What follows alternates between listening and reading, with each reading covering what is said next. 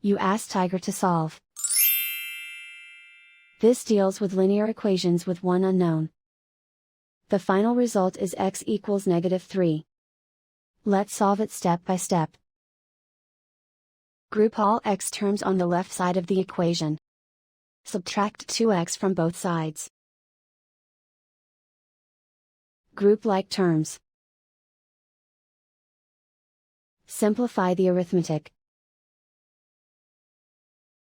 Group like terms. Simplify the arithmetic.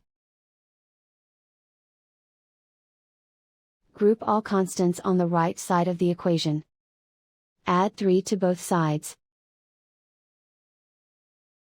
Simplify the arithmetic.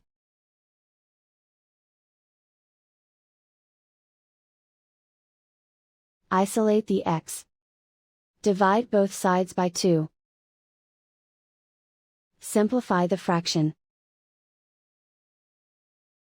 Find the greatest common factor of the numerator and denominator.